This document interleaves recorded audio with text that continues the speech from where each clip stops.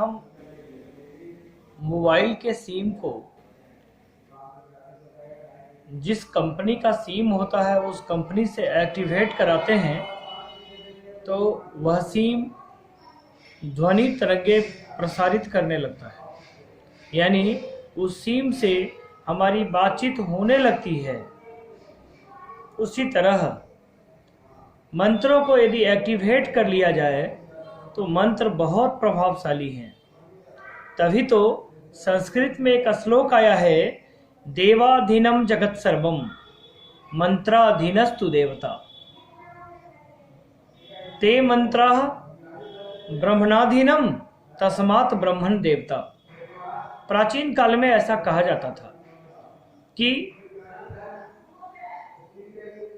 सारी दुनिया देवताओं के अधीन है, देवाधीनम जगत सर्वम, और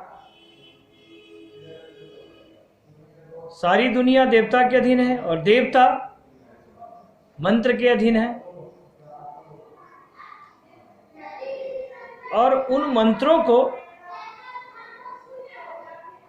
ब्राह्मणों ने बस में कर लिया था, इसलिए मनुष्य होने के बावजूद ब्राह्मणों को देवता कहा जाता था, तस्मात् ब्रह्मण देवता।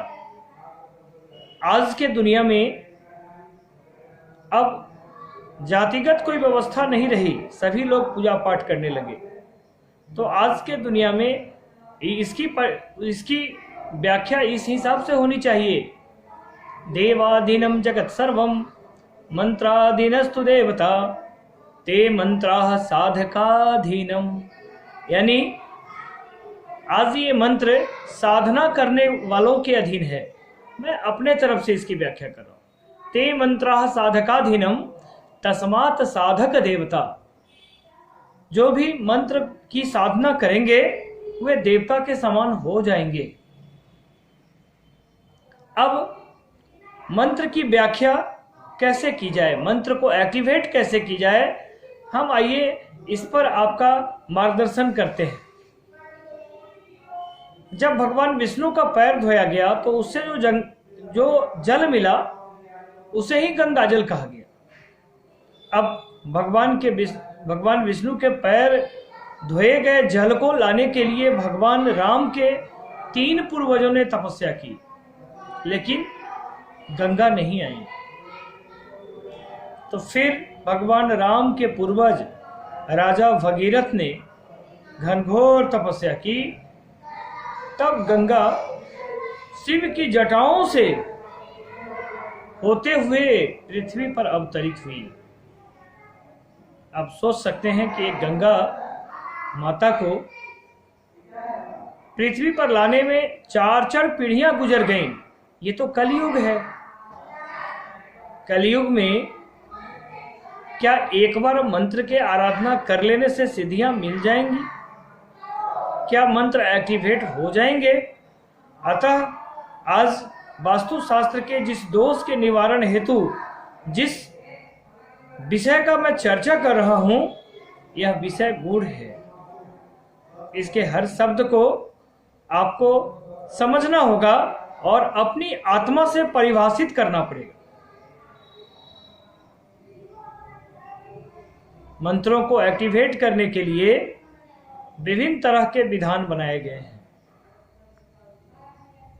मंत्र, राम भी एक मंत्र ही है, भगवान विष्णु का नाम है, और बहुत सारे मंत्र हैं। किसी भी मंत्र से हम जब ऊर्जा प्राप्त करने लगते हैं तो मंत्र की महत्ता हमें समझ में आ जाती है।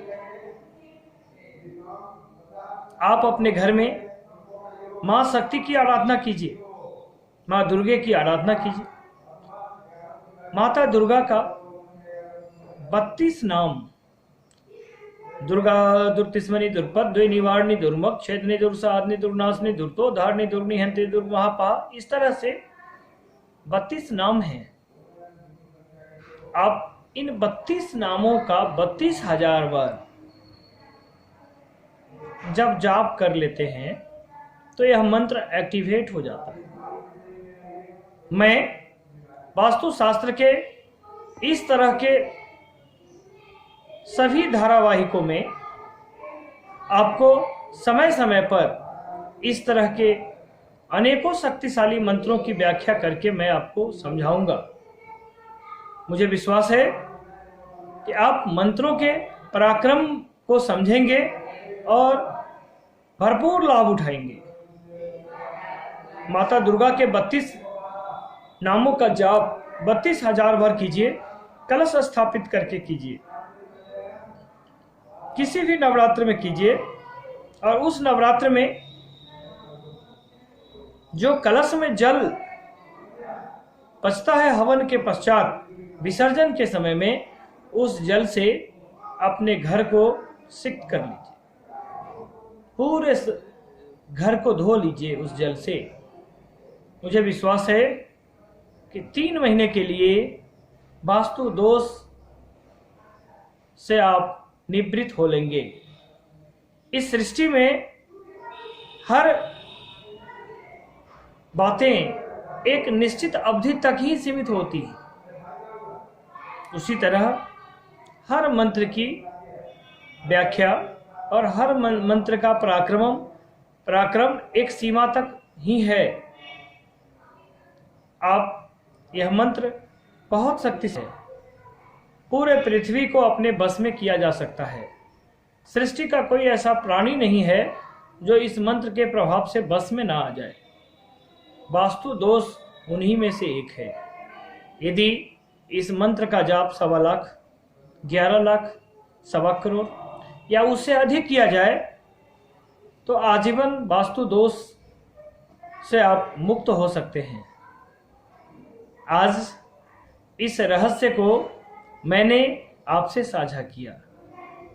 आप मेरे चैनल पर नए हैं तो कृपया सब्सक्राइब कर दीजिए, और यदि पुराने हैं तो इस महत्वपूर्ण वीडियो को लाइक करते हुए आप अपने सभी शुभचिंतकों तक इसको शेयर कर दीजिए, ताकि इसका अधिकाधिक लाभ मिल सके। अगले वीडियो में, अगले अंक में मैं आपको बताऊंगा कि मंत्रों का बुलेट प्रूफ जैकेट कैसे धारण किया जाए। आज इतना ही। जय जानकी मैया।